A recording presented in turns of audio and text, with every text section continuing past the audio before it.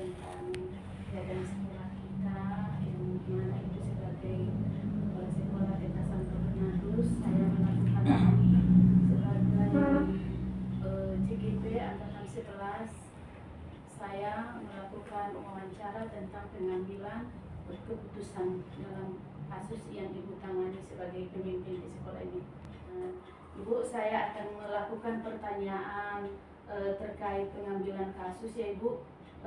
Di sini saya akan memulai pertanyaan, mulai dari yang pertama ya Ibu ya. Oke. Yang pertama Ibu, apa ada kasus-kasus di sekolah Ibu yang merupakan dilema etika? Dalam hal ini mungkin banyak kasus yang Ibu tangani, baik itu kasus dilema dengan guru atau kasus dilema dengan orang tua murid, yang dimana orang tua murid kurang disiplin untuk mematuhi aturan yang sudah Ibu lakukan di sekolah. Saya izinkan Ibu untuk memberikan tanggapan. Ya, masalah kasus di sekolah pasti ada beberapa kasus yang harus saya lihat, tetapi ada kasus yang lebih depan lagi, yaitu masalah orang tua yang masih ada di sekitar ruang kelas. Kita kan sudah diberi waktu 2 minggu selama MPLS berlangsung di TK Santo Bernardus pada waktu awal tahun ajaran, dan setelah itu juga kita sudah rapat dengan orang tua murid masalah kedisiplinan yang ada di TK Santo Bernardus. Memang ada anak-anak yang masih ketergantungan terhadap orang tua, tetapi ini sudah berjalan sekitar 3-4 bulan. Jadi hal-hal itu memang saya harus tegaskan, karena yang kemarin-kemarin kami masih merasa kurang enak dengan orang tua, tetapi dengan berdasarkan juga keputusan yayasan tidak betul.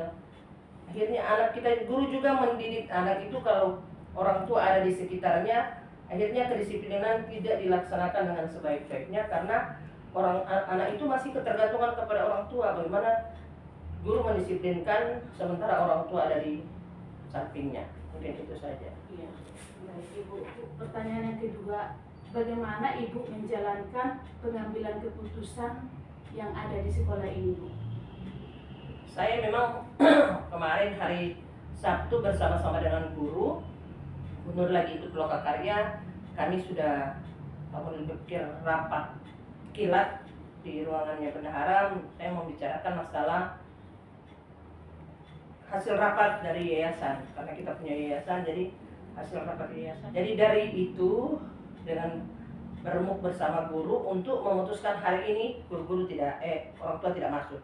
Jadi itu berdasarkan kesepakatan kita bersama. Jadi bukan kesepakatan saya saja sebagai pemimpin sekolah, tapi kesepakatan para guru. Jadi pada umumnya guru ada yang hadir hari Sabtu, ya itu yang menjadi kesepakatan kita. Memang hari ini itu menjadi ketegasan bagi saya, menjadi keputusan yang mutlak bagi saya untuk mendisiplinkan orang tua.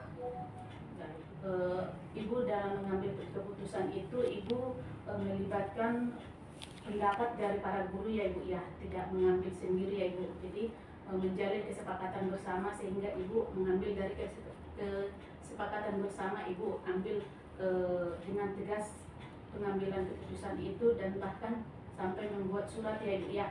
Oke, yang pertanyaan selanjutnya, apa langkah-langkah atau prosedur yang biasa Ibu lakukan ketika menghadapi kasus-kasus dilema selama ini? Kalau prosedur itu pertama itu kan yang tadi sudah saya sampaikan bahwa kita rapat dulu. Jadi kita rapat dulu. Jadi sebelum mengambil keputusan melakukan rapat terlebih dahulu. Iya. Ya. Terima kasih Bu. Saya lanjut lagi pertanyaan selanjutnya. Apa saja hal-hal yang Ibu merasa sudah efektif dalam pengambilan keputusan pada kasus dilema tersebut? Iya. Mengenai efektifnya saya juga sudah sampaikan di awal. Ternyata apa yang saya sudah buat tadi pagi itu bersama guru-guru membawa dampak bagi anak-anak. Memang masih ada anak yang nangis, tapi ternyata setelah diberikan penjelasan, diberikan pemahaman, terus diberikan pendampingan, Akhirnya anak-anak sekarang yang menangis itu sudah bisa lepas dari orang, orang tua. Iya, Bu. Jadi dengan Ibu melakukan hal-hal yang efektif, kita akan melihat kemandirian anak itu selanjutnya ya.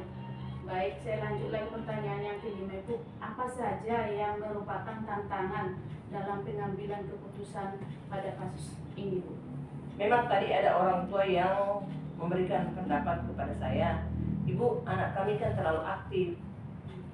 Aduh, jadi saya kayak ragu mau ditinggal teman. Ibu, kami di sini bukan mengajar baru 1 tahun. Kami sudah mengajar, saya sudah di sini sudah 20-an tahun. Ibu punya anak yang aktif tidak seberapa dengan anak-anak yang terdahulu. Nanti diatasi oleh guru, nanti diatasi oleh saya. Jadi ibu jangan ragukan bahwa anak-anak ibu akan dibikin apa-apa, tidak. Bukan berarti ibu jauh, jadi anak-anak ibu akan dipukul dan lain. Di sini kita tidak memukul, dilarang, dan ibu guru semua sudah tahu. Kita bukan datang anak sekolah di sini untuk dipukul, tidak.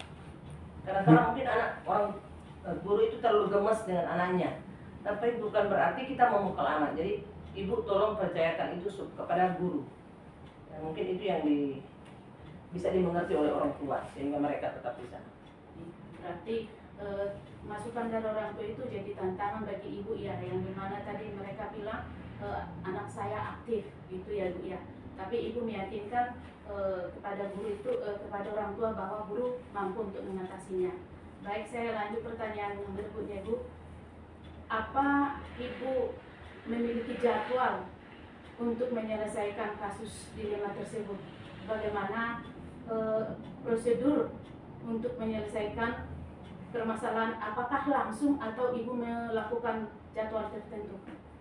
Untuk menyelesaikan masalah-masalah itu, saya harus pertama itu kepada guru, wali kelas. Sebenarnya kalau kelas atas itu di guru piket, tapi ke wali kelas karena kita ini taman kanak-kanak, dalam arti anak-anak PAUD, pasti saya serahkan dulu kepada wali kelasnya untuk menyelesaikan. Kalau tidak, biasanya ada guru piket, apalagi kalau anak-anak main di luar. Tapi kalau itu memang tidak bisa terselesaikan, biasanya guru antar ke saya itu. Jadi punya prosedur untuk penyelesaian masalah. Jangan semua langsung kepala sekolah. Jadi ada guru yang harus menyelesaikan dulu. Tapi kalau kadang-kala guru mungkin minta bantuan saya, biasanya baru datang sampaikan ke saya untuk sama-sama menyelesaikan kasusnya. Tentang memiliki jadwal, Ibu, bagaimana Ibu? Apakah Ini ada jadwal tertentu? Soalnya masalahnya kasus tidak. Kalau kita mau kasih jadwal, tiba-tiba misalnya kita kasih jadwal hari Senin, baru hari Seninnya tidak ada kasus. Yang pada umumnya sih, Ibu, masalahnya. Kalau pada umumnya itu ya, kalau makanya saya 1 minggu dulu Ibu pelajari dulu, baru mungkin di hari Sabtunya baru kumpul dengan guru-guru. Boleh. Biasanya kalau guru ada berikan masukan, nah, mungkin pas hari Sabtu tidak ada kegiatan pembelajaran bagi anak di kelas, kan guru ada di sekolah, tetap datang ke sekolah. Biasa kita mungkin dari guru-guru memberikan masukan, memberikan pendapat, nah, itu baru kita remukan bersama. Berarti waktu penyelesaian permasalahan kasus tadi, Ibu ingin langsung menyelesaikan di hari itu, di mana hari itu juga kasusnya terjadi, langsung diselesaikan pada hari itu juga ya, Bu ya? Iya, karena ini anak kecil, kalau kita tidak selesaikan, orang tua nanti bilang apa kalau kasus itu tidak langsung diselesaikan. Kalau misalnya ada kasus, apalagi kalau kasus berat. Tapi saya rasa kalau TK itu tidak pernah ada kasus yang seberat seperti anak-anak yang sudah SD, SMP, SMA.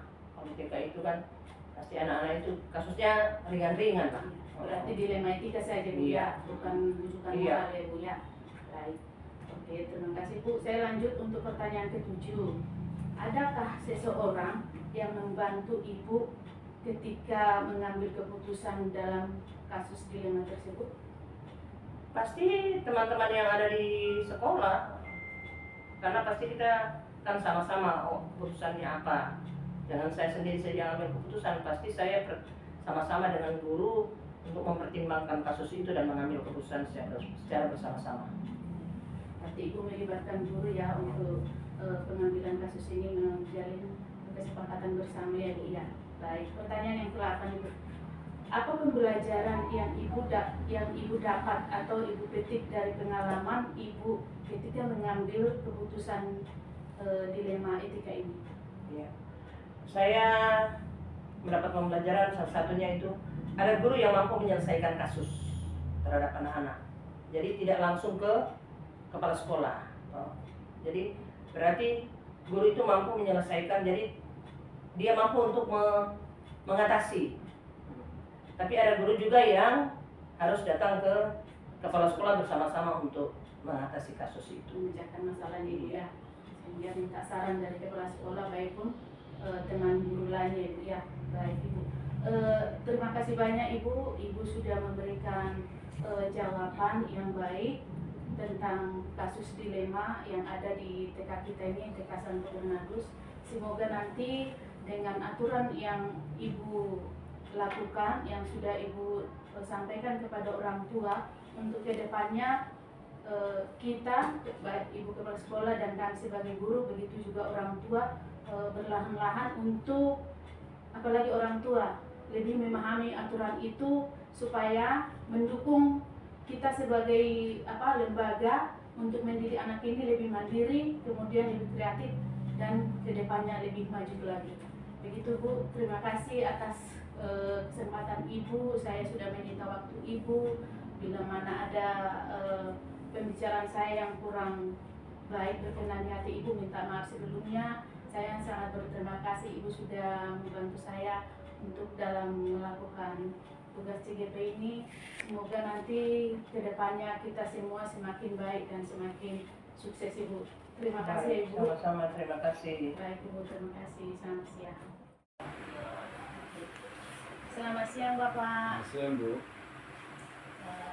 Izin Pak, pada siang hari ini saya meminta waktu Bapak sedikit. Siap. Untuk saya bisa Siap. bertanya-tanya sedikit ya Pak ya. Siap Bu. Baik, bagaimana kabar Pak? Kabar baik.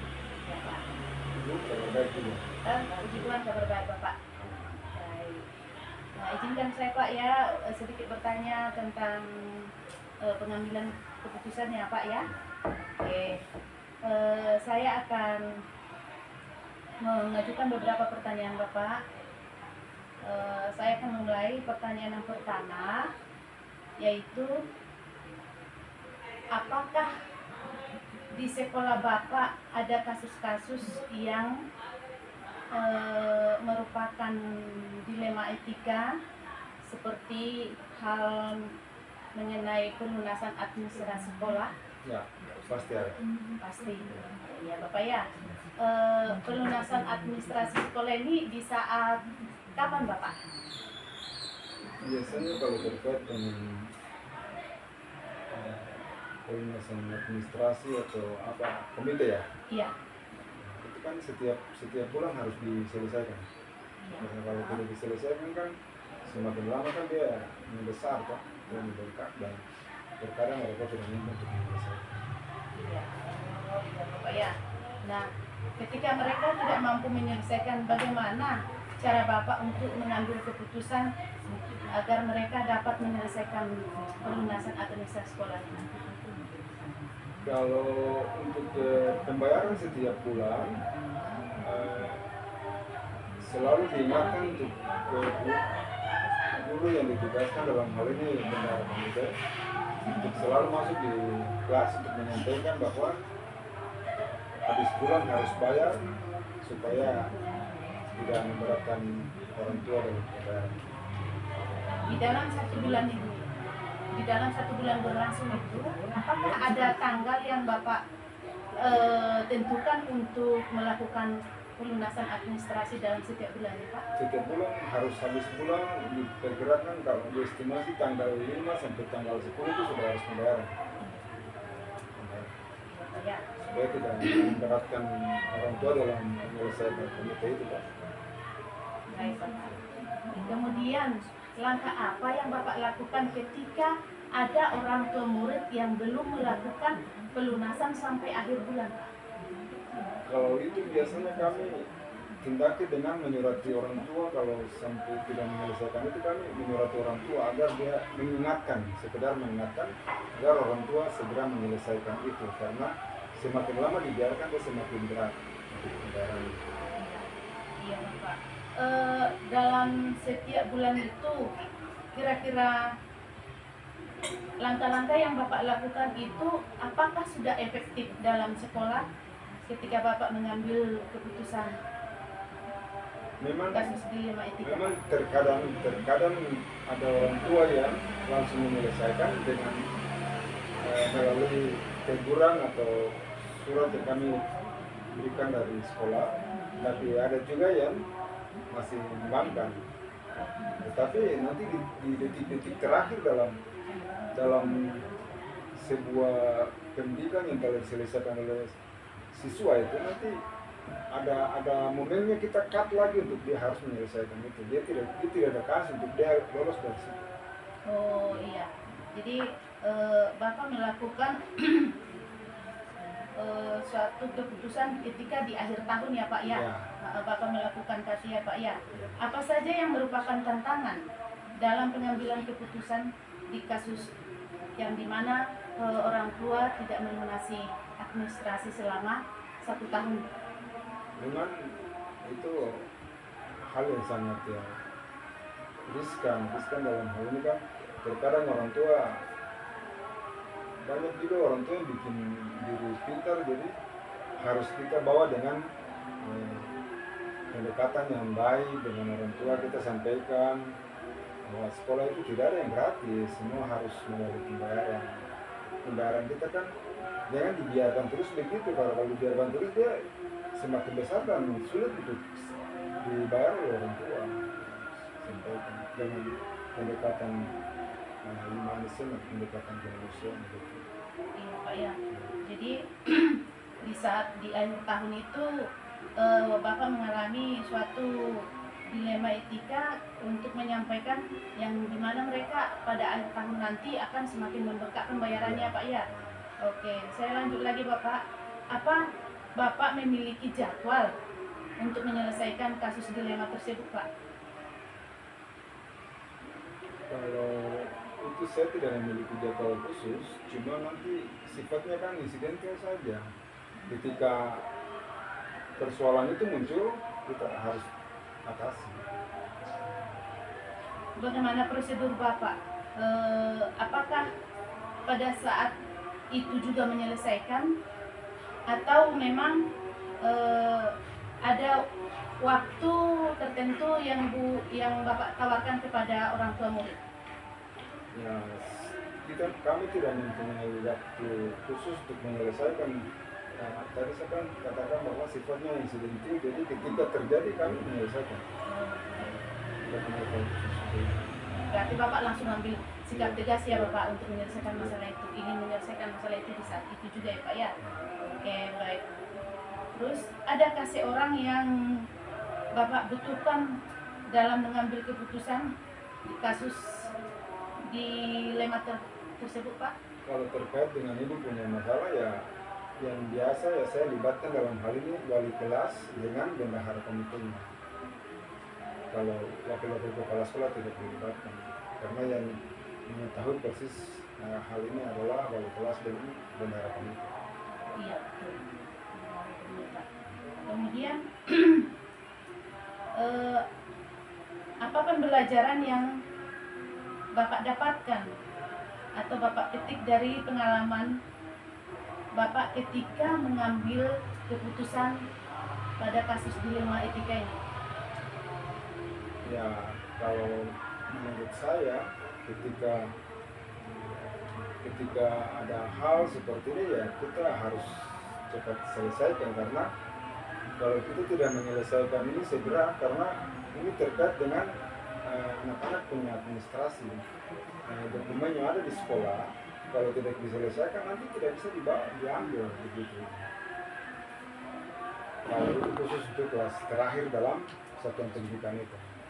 Ya, Untuk kelas terakhir, artinya kelas 12 tuh. tidak melakukan konsekuensi dari yang dimana orang tua murid sampai akhir tahun ajaran toh juga tidak melunasi. Konsekuensi apa yang Bapak lakukan kepada mereka? Ya, kita pada prinsipnya kita menyurati orang tua, lalu menyurati dalam hal ini kan berarti mengingatkan supaya orang tua harus segera menyelesaikan semua hal itu. Tapi kalau misalnya dia tetap membangkang, ya ada hal lain yang kita harus ambil sebagai sebuah keputusan dalam setiap pendidikan itu. Iya, iya Bapak ya. Baik Bapak. Saya sudah melakukan beberapa pertanyaan ke Bapak. Terima kasih atas jawaban Bapak. Terima kasih Bapak sudah membantu saya. Semoga nanti setelah Bapak semakin maju ke depan dan orang tua murid semakin menyadari untuk melakukan kewajibannya sebagai orang tua murid, melunasi semua administrasinya supaya tidak mengalami kendala kepada siswa yang ada di sekolah Bapak. Baik Bapak, terima kasih ya Bapak atas waktunya. Minta maaf bila ada kesalahan Bapak ya. Siap. Iya, terima kasih Bapak.